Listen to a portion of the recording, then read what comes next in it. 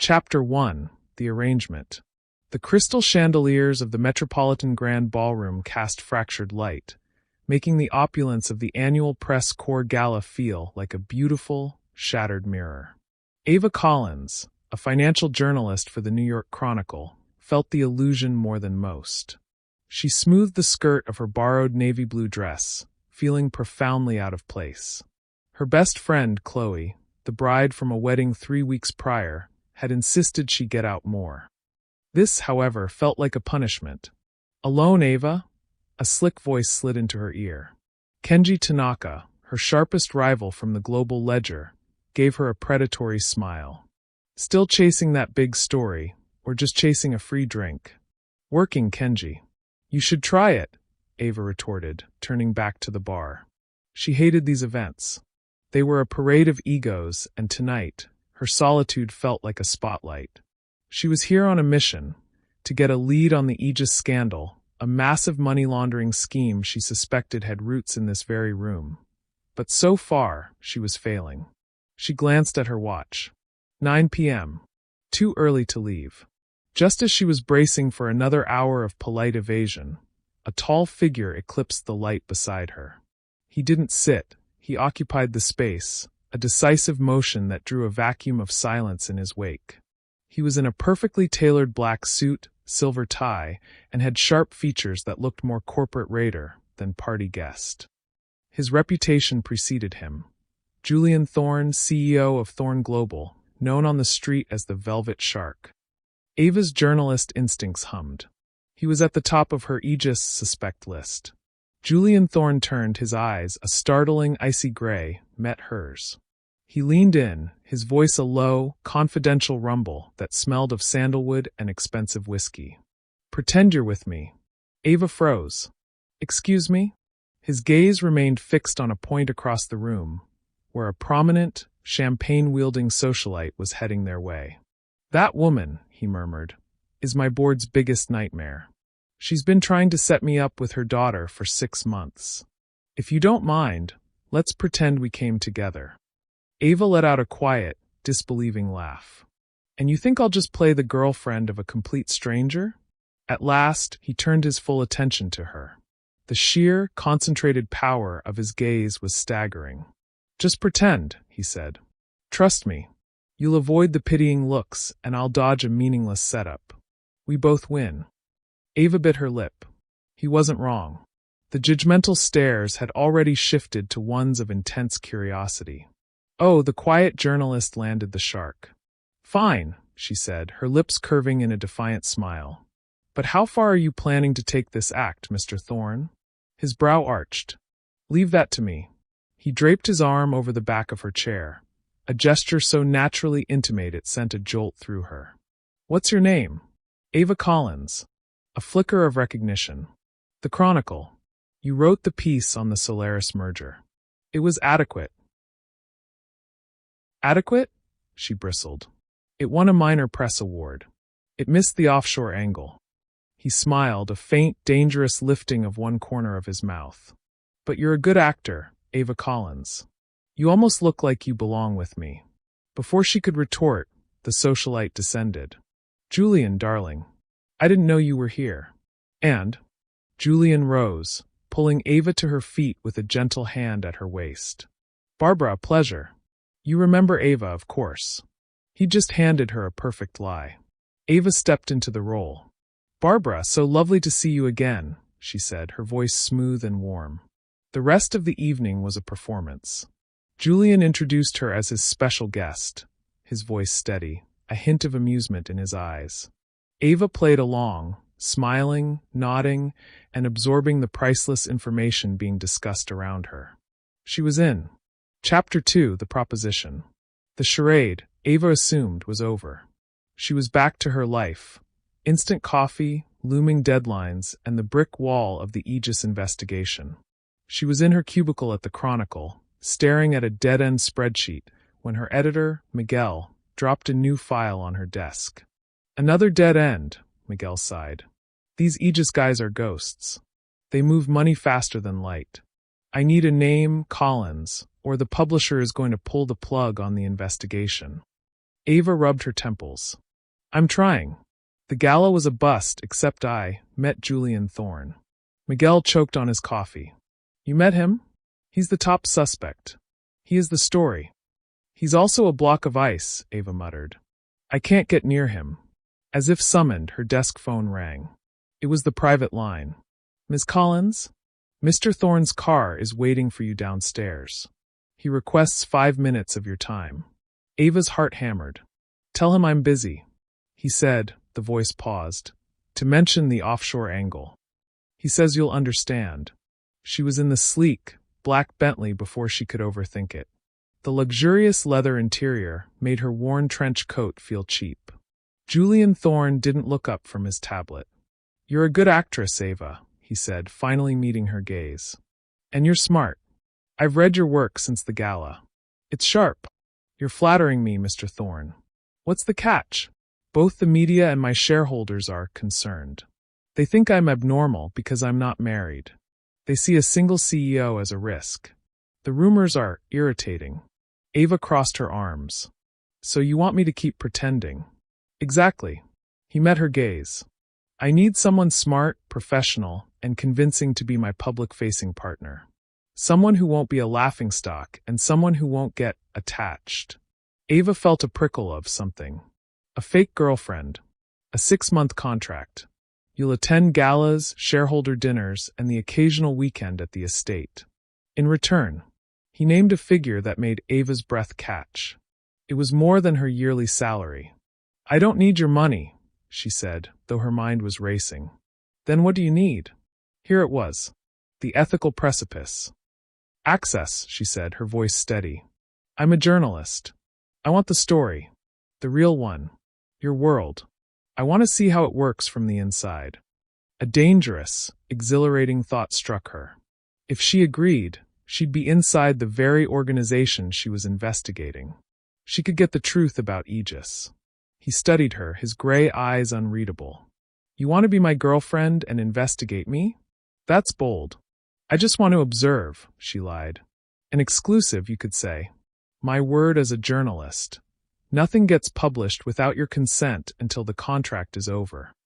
A soft, rare laugh escaped him. You, Ms. Collins, are a terrible liar. But you're an interesting one. He extended his hand. 6 months. You get your access. I get a reprieve from the gossip pages. We both win. She shook his hand.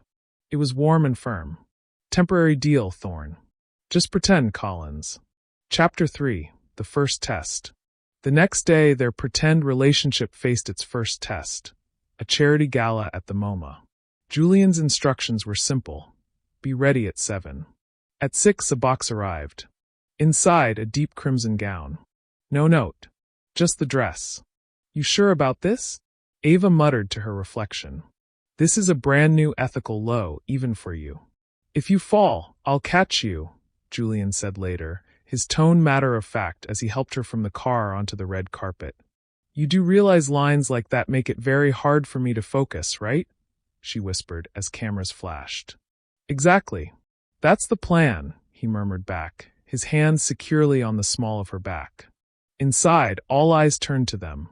The Velvet Shark had a date, and she was a no-name journalist. The whispers were deafening. Ava inhaled, smiling gracefully. Act Collins. You're undercover. Julian bent close, his warm breath brushing her ear. Your smile is much better than at the gala. Looks less forced. You should try smiling too, she shot back. Instead of wearing that I just foreclosed on an orphanage mask. He tilted his lips, the faintest curve. Like this. Ava's heart stumbled. That half-smile was more dangerous than a market crash. Throughout the evening, they played their parts. He was attentive, she was charming. But Ava was working. While Julian was cornered by a senator, she drifted. She moved toward a cluster of finance guys, the ones on her Aegis list. It's clean. Funnels right through Aegis Strategic Solutions, one of them said. Vance is a genius, said another. Thorne has no idea his own COO is running a shadow bank. Vance. Marcus Vance. Julian's second in command. Where did you disappear to? Julian's voice was suddenly at her elbow. Ava held up a champagne flute, her smile all innocence. Just refreshing. You know, these things are empty in like 5 seconds. He studied her for a moment, his eyes sharp. Don't make me search for you in the crowd, Ava. A real girlfriend doesn't vanish. A fake one does, she grinned. But her heart was pounding. Marcus Vance. The lead was solid. And it wasn't Julian.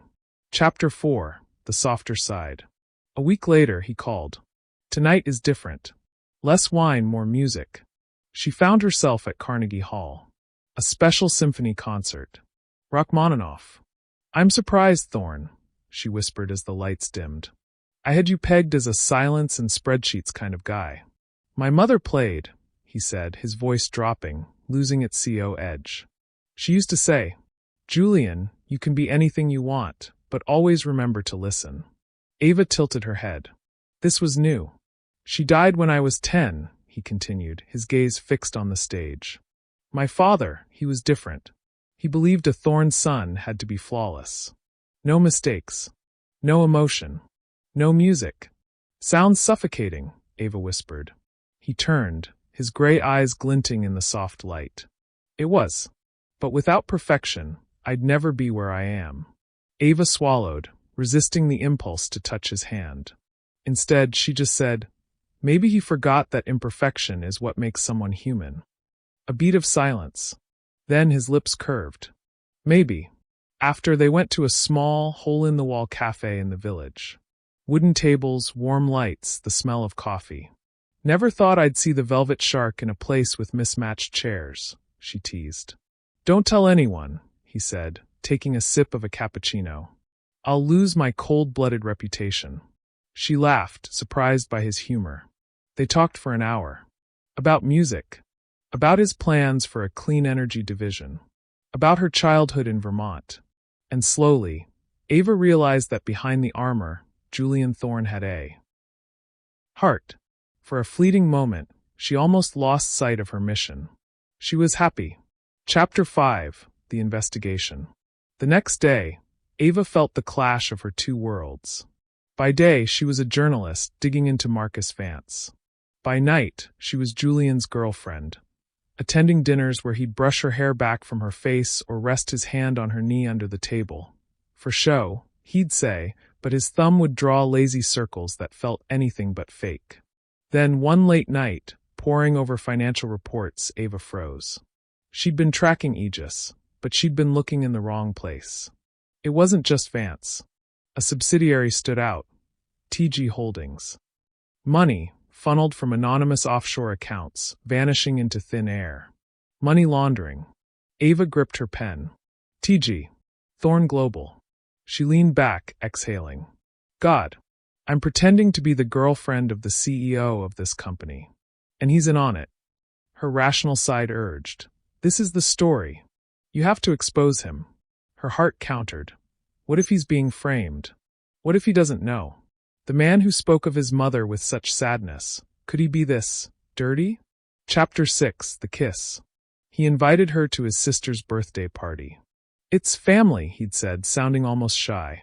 Sarah wants to meet the woman who's finally made my brother human. The Thorne family estate in the Hamptons was less a house than a small palace. But the party was intimate. Music, laughter, and a young woman with Julian's gray eyes and a warm smile. Sarah Thorne, she said, hugging Ava. Thank God. I thought he was a robot. You're real. Ava, charmed, found herself relaxing. She watched Julian interact with his sister, teasing her, laughing. This was a Julian she'd never seen. Later, they stood on the terrace, the cool ocean air washing over them. You make me forget this is just pretend, Julian said, his voice low. Julian, what if I don't want it to be? Before she could answer, he leaned down and kissed her. It wasn't like the chaste, for the camera's pecs. This was sudden, brief, but intense. It tasted of whiskey and the salt from the sea. Ava froze, her heart pounding, then she kissed him back. When he pulled away, he rested his forehead on hers. Are you insane? Ava whispered, her cheeks blazing. Maybe, he said, a faint smile on his lips. Ava's mind was reeling. She was in love with him. She was in love with her number one suspect. Chapter 7, The Signature. Her editor, Miguel, was not happy. "You're soft, Collins. You've been his girlfriend for 2 months, and all you have is maybe it's the COO? I need the smoking gun." That afternoon he found it. A rival, Kenji, had gotten a leak. A scanned document, now sitting on Miguel's desk. "This is it," Miguel said, his voice grim. "A wire transfer from TG Holdings straight to an Aegis account.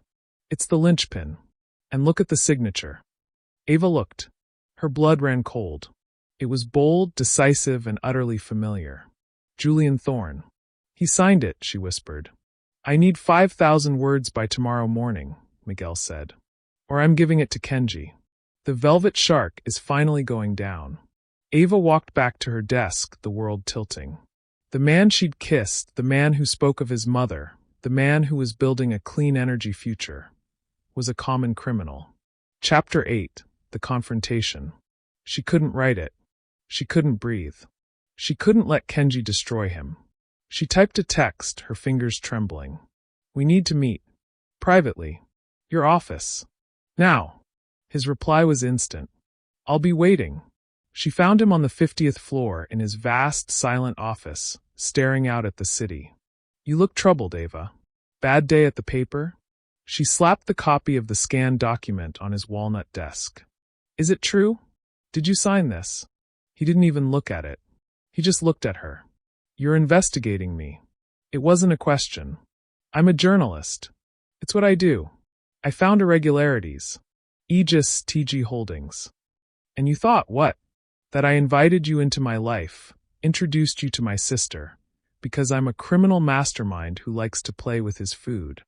His voice was low, but now it was full of that ice she remembered. "I don't know," she cried, tears burning her eyes. "I have evidence, Julian. Evidence with your signature. I can't pretend it doesn't exist. But I can't pretend I don't have feelings for you either." Chapter 9. The Betrayal. Silence.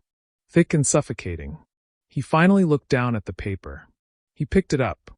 "So all of it," he said, his voice devoid of all emotion. "The wedding. The gala. The concert. That kiss. It was all part of your investigation. You've been playing me from the start." "No, Julian, it started that way, but—" "Believe." His laugh was sharp and cold.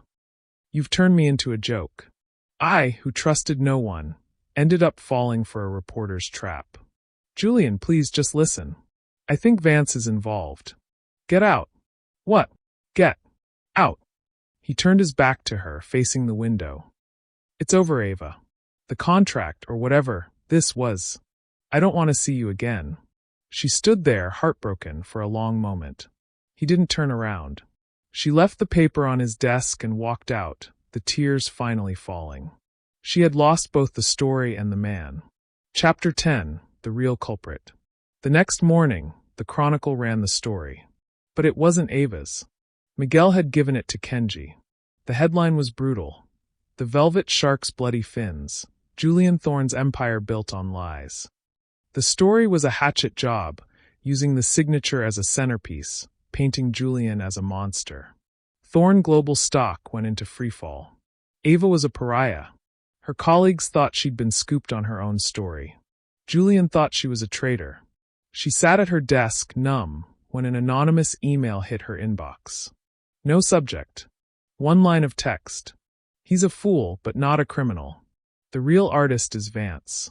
Check the digital watermark on the transfer PDF." He faked the signature. Ava's pulse spiked. She pulled up the original scan. She dug into the file's metadata, the digital watermark. It was faked. A sophisticated forgery, but not perfect. And it was time-stamped, from Marcus Vance's office computer. He'd been framed. And she had been the one to hand him the knife. Chapter 11. The Danger. She ran to Miguel's office, showing him the proof. "It's Vance, Miguel. He framed him. We have to retract." Miguel looked pale. "Kid, I can't. The publisher is already in legal talks. If we retract now, we look like fools. We need more." "More? I'm going to get more." She worked all night, digging, connecting Vance to Aegis, to the offshore accounts. As she left the Chronicle building near 2 a.m., Heavy footsteps echoed behind her in the dark alley. 2 men, large and dressed in black, blocked her path. "Mr. Vance says it's time you stopped digging, Miss Collins." One of them sneered, pulling something from his pocket. "He wants the original files." "I don't know what you're talking about," Ava said, her heart hammering. "Wrong answer." The man lunged. A car screeched around the corner, its headlights pinning them. The door flew open, and Julian Thorne stepped out. He was in a rumpled shirt, no tie, and his eyes were burning. "Touch her," he said, his voice a low growl. The men faltered. Julian Thorne was a name. But one of them, brave or stupid, lunged at him. Julian moved with a speed that was shocking, a blur of practiced, brutal efficiency. It was over in seconds. The 2 men were on the ground, groaning. Ava was gasping against the wall. How did you know?" "I've had my security on you since you left my office," he said, his voice still cold, his chest heaving. "I knew you were a walking disaster. Julian, I know you're innocent." It was Vance. He faked the signature. "Go home, Ava," he said, not looking at her. He turned and walked back to his car. "Julian, wait. He set you up. I can prove it." "Stay out of this," he called back, his voice ragged. "You're out of your depth." He got in his car and sped off, leaving her alone in the alley. He'd saved her, but he still hated her. Chapter 12: The Abduction and Rescue. Vance was desperate. With Ava's new intel, the Chronicle was now, very quietly, preparing a retraction. The walls were closing in. He decided to clean up his own mess. Ava was in her apartment, packing a go bag, when her door splintered open. It wasn't the 2 thugs. It was Vance himself, his eyes wild. You just couldn't let it go, could you?" he snarled, grabbing her by the arm. When Julian couldn't reach Ava on her phone, he'd been calling every 10 minutes, despite himself, he knew. He sent Zeke to her apartment. Zeke found the splintered door and a single emerald green earring on the floor. Julian used every piece of his tech, every satellite, every street cam. He found Vance's car heading to a disused Thorne Global warehouse by the docks. "Call the cops," he told Zeke. "Tell them at 10 to 31. I'm not waiting." He was there in 12 minutes. He found Ava tied to a chair. Vance was pacing, waving a gun. "Julian, so glad you could make it. A private little shareholder meeting." "Let her go, Marcus," Julian said, his voice calm, his eyes fixed on Ava. "It's over. I've already sent the real data to the SEC. Then we all lose." Vance yelled, pointing the gun at Ava. "She ruined everything. She was just a journalist. Get away from her." "Or what?" Vance laughed, pressing the gun to Ava's temple. Julian lunged. He moved to shield Ava, to cover her body with his own. The gunshot was deafening in the warehouse. Ava screamed. Vance stared wide-eyed as Julian slumped, a dark red stain spreading across the front of his white shirt. Then the doors burst open, and the warehouse was flooded with the blue and red lights of the NYPD. Chapter 13: The Hospital. The world was a blur of sirens and Ava's own screams. She was in the ambulance, holding Julian's hand, his blood covering her. "Stay with me, Julian, stay with me, you idiot," she sobbed. "You came back," he whispered, his eyes fluttering. "You're a fool, Julian Thorne," she cried. "A magnificent, stubborn fool." "You were my story," he breathed. "Am I still?" "You're everything," he said, and passed out. She waited for 8 hours in the surgical wing, a small, bloody handprint on her cheek. Sarah, his sister, found her there. The 2 women didn't speak, they just held on to each other. He'd been shot. The bullet hit his shoulder, missing his heart by inches. He was alive. When he woke, she was there. "Hey," she whispered, her voice raw. "Hey," he rasped. "Did we get him?" "We got him. Vance is in custody. The story is, it's a mess. But it's the truth." "Good," he said, his eyes closing. "That's good." He fumbled for her hand. "Ava, the signature." I did sign it." She froze. "What?" "A year ago. Vance brought me a stack of routine subsidiary filings. I signed it without looking. I was arrogant. I was lazy. He played me too. Oh, Julian. You were the only one who dug deep enough. You saved me. And you saved me, she said, tears streaming. We're even. No, he said, his grip tightening. I'm way in your debt. Chapter 14, The Aftermath. Marcus Vance was arrested. The scandal was massive. But this time, the story was different. Ava Collins wrote the entire, sprawling, 10,000-word piece. She exposed Vance, Aegis, and the offshore accounts. But she also wrote about Julian Thorne, a CEO so driven he'd missed the rot in his own company, a man who had, in the end, taken a bullet for the woman who was trying to expose him. It was the truest story she'd ever written. Thorne Global stock stabilized. The board, in a panic, convened an emergency meeting. Ava was there, this time as a witness. And Julian, his arm in an elegant black sling, stood behind her. When the board tried to grill her, Julian simply said, Ms. Collins has my complete confidence. She is, as you'll recall, the only person in this room who had the courage to find the truth. The board cowed, not by the velvet shark, but by the man backed down. Chapter 15, The Wedding. 6 months later, they got married in the garden of the Thorne estate. It was small, intimate. Sarah was the maid of honor. Miguel, looking sheepish and proud, was there. Funny, isn't it? Ava whispered to Julian, as they stood under a canopy of white roses. We started with a whispered pretense at a party. No more pretending, Ava, he said, his gray eyes clear and warm. This is forever. He leaned in, brushing his lips over hers as their friends and family applauded. I promise, he whispered, to always believe you, even if the whole world turns away. And I promise, she whispered back, tears glistening, to always find the truth. And to always come back to you. He smiled, that rare, full smile she'd fallen for. Just, maybe let's avoid any more heels that make you trip. No promises, Thorne, she laughed and kissed him again. I hear you're pretty good at catching me.